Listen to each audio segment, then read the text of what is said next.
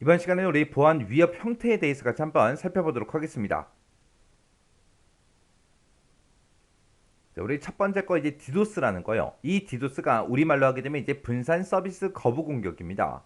얘는 디도스라는 건 뭘 얘기하냐? 여러 대의 장비를 이용해요. 여러 대의 장비를 이용해서 대량의 데이터를 특정 서버한테 집중적으로 계속해서 이제 전송을 하는 거예요.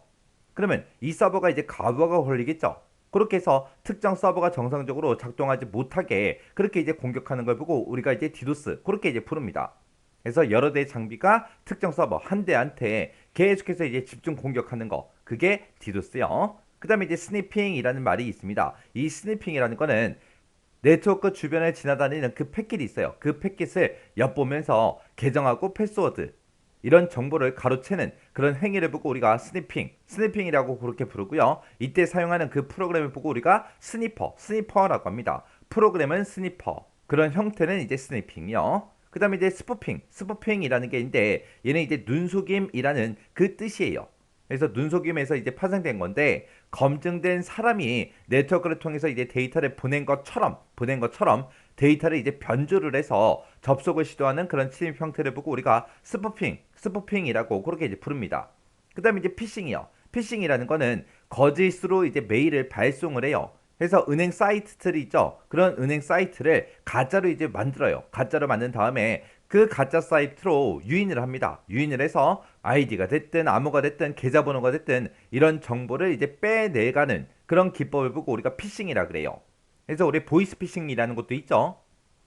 그 다음에 이제 키로거요. 키로거다라고 하게 되면 키로거는 말 그대로 키라는 말이 들어가요. 해서 얘는 이제 키보드상의 키 입력을 캐치하는 프로그램 그걸 이용해서 아이디가 됐든 암호가 됐든 이런 개인정보를 이제 빼내서 악용하는 그런 기법을 보고 우리가 키로거라고 합니다. 그 다음에 이제 백도어요. 백도어 그러면 이제 백도어가 백도어 해서 얘가 이제 뒷문 얘기예요. 뒷문. 얘를 이제 다른 말로 이제 트랩도어 그렇게 이제 부르기도 해요.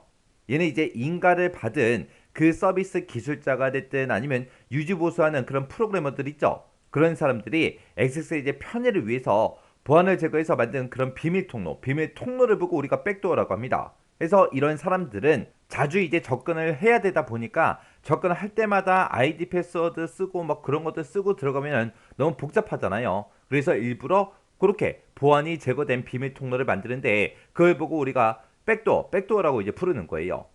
그래서 시스템에 이제 무단으로 접근하기 위한 일종의 이제 비상구로 이제 사용되는 게 우리 백도어요. 그래서 백도어 그러면 이제 보안이 제거된 그런 비밀 통로를 보고 얘기하더라. 그렇게 이제 기억하시면 되고요. 그 다음에 이제 웜이라는 말이 나오고 그 다음에 이제 트로이 목마라는 말이 나옵니다.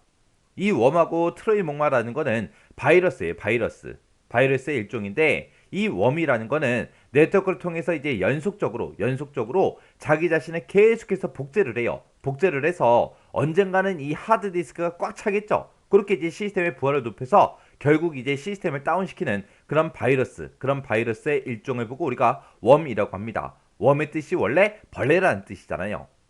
그 다음에 이제 트로이 목마요. 트로이 목마다라고 하게 되면 얘는 이제 정상 프로그램으로 가장을 해서 프로그램 안에 숨어 있어요. 숨어 있다가 해당 프로그램이 이제 동작할 때 활성화돼서 부작용을 일으키는 거. 그런 바이러스를 보고 우리가 이제 트로이 목마 그렇게 이제 부릅니다. 아니면 정상 프로그램을 가장해서 이제 프로그램이 숨어 있다가 특정 날짜, 특정 시간이 됐을 때 그때 이제 활성화돼서 부작용을 일으키는 그런 바이러스도 우리가 트로이 목마라고 불러요.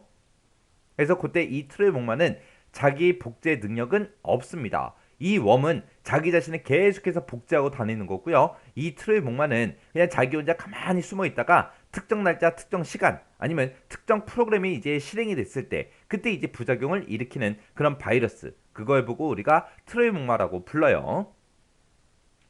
그 다음에 이제 혹스라는 게 있습니다. 이 혹스라는 거는 실제로는 악성 코드로 행동을 하지 않아요. 근데 겉으로는 이제 악성 코드인 것처럼 가장해서 행동하는 그런 소프트웨어를 보고 우리가 혹스라고 그렇게 이제 부릅니다.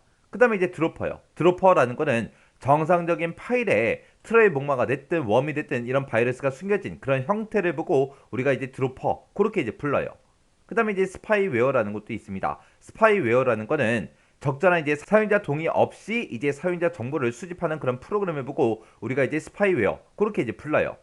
아니면 사용자 동의 없이 설치돼서 사용을 불편하게 하거나 아니면 사생활을 침해하는 그런 프로그램 그런 프로그램을 보고 우리가 스파이웨어라고 합니다. 자, 이렇게 해서 이제 우리 보안 위협 형태에 대해서 살펴봤는데 위협 형태가 여러 가지가 있죠. 이 각각이 뭐가 뭔지는 정확하게 여러분들 기억하셔야 돼요. 해서 특징 정확하게 기억하셔야 돼요. 이 보안 위협 형태는 시험 문제에 자주 나오는 그런 내용입니다.